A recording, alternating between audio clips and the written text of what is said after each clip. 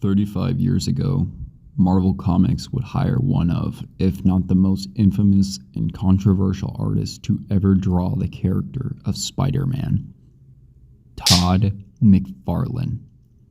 Now, I know what the thumbnail says, just stay with me. Before we talk about the brilliance of Erik Larsen, we must first acknowledge the cultural importance of McFarlane's run on Amazing Spider-Man. Todd McFarlane was hired in late 1987, coming off of drawing Incredible Hulk for the better part of that year.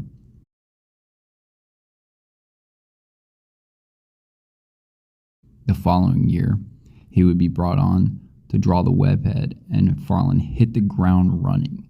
He knew what he wanted his interpretation to look like, and he did not disappoint. After the overwhelming success of Amazing Spider-Man issue 300, just a short 2 years after McFarlane began his debut, Marvel granted McFarlane his own independent title of Spider-Man, simply titled Spider-Man. McFarlane would be tied to this series for only 14 issues within the year of 1990. McFarlane would eventually leave the run and begin working on his own entity, Spawn, and Image Comics. His last 2 issues with the character being Spider-Man issue number 14 and Amazing Spider-Man issue 328. While McFarlane's time with Spider-Man was brief, he left a lasting impact on how people view the character and how future artists would draw him. Now, I know the stigma that most people associate with McFarlane's interpretation of Spider-Man. Extreme night, over the top spins. Wait, stop. Take a step back. Forget all about that for a second. I'm going to take you back. Now, it's late 1991 at Marvel Comics, and Marvel needs someone new to fill those size 24 shoes that Todd McFarlane left. Enter Erik J. Larsen. Larsen was already used to doing work for the character during McFarlane's run with Spider-Man, so picking up where McFarlane had left off became very second nature.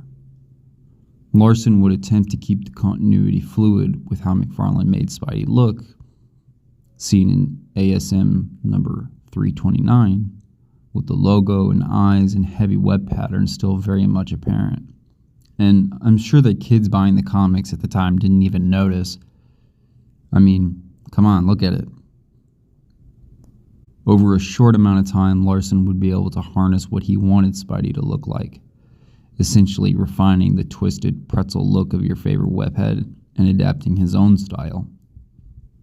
Building on the foundation of what came before, Larsen's style would continuously evolve with each issue he worked on, and you can really see where he started to have fun drawing the character and making him his own by issue 15 of Spider-Man. And what a beautiful cover it is.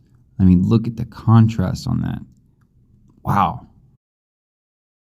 Larsen would be responsible for bringing us the fan-favorite cyborg Spidey with Deathlock in the Revenge of the Sinister Six storyline, issue Spider-Man 21. Being such an iconic look for him in the 90s that would live on for decades in people's memories.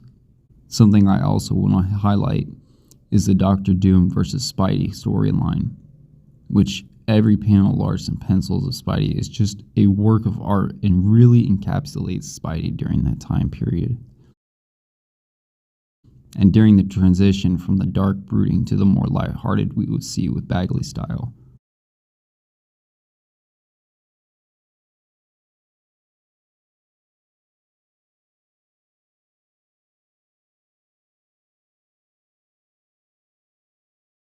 Another side note I want to make is Larsen would create the image of Venom having the green slimy ooze.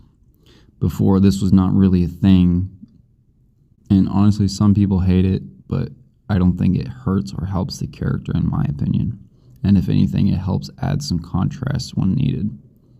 Looking at issue 337 of Amazing Spider-Man, Larsen illustrates such an iconic cover with the Sinister Six peering down at Spider-Man with an impressive behind-the-back shot of Spidey.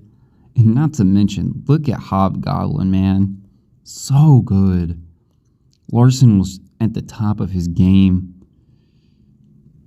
Larsen would only be tied to the line from issue 329 to issue 350 during ASM's run. Larsen would conclude his time on ASM. After Larsen is when we see Mark Bagley step up to the plate, and I don't have to explain the legacy or say anything that hasn't been said about Mark Bagley and his work with the character.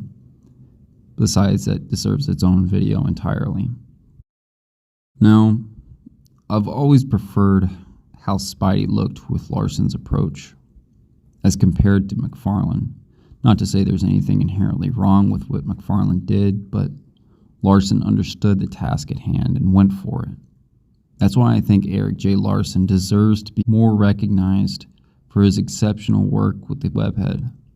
He bridged the gap between McFarlane and Bagley, and that is worth as much credit as I can give the man. Hey guys, thank you for watching. I really appreciate you letting me talk about Spider-Man comics and Erik Larsen and what he did with the character. Before I do in the video, I want to plug a couple of things for you guys.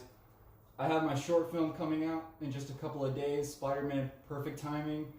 I did all the work on that short film, so when it does come out, make sure to check it out if you guys want. Also, make sure to check out my eBay store because I do have figures currently live on the store, and I'll be having some more in the next couple of weeks for you guys to check out. So, also thank you from the bottom of my heart from everybody who subscribed, commented, liked, watched any video, and also to those creators as well that have been super supportive and just so nice in the community. I can't stress it enough how happy I am to be a part of this community and the support and appreciation that I have received from that last video with the face shop tutorial. Alright, that's all I got. I'll see you guys in the next one. Peace.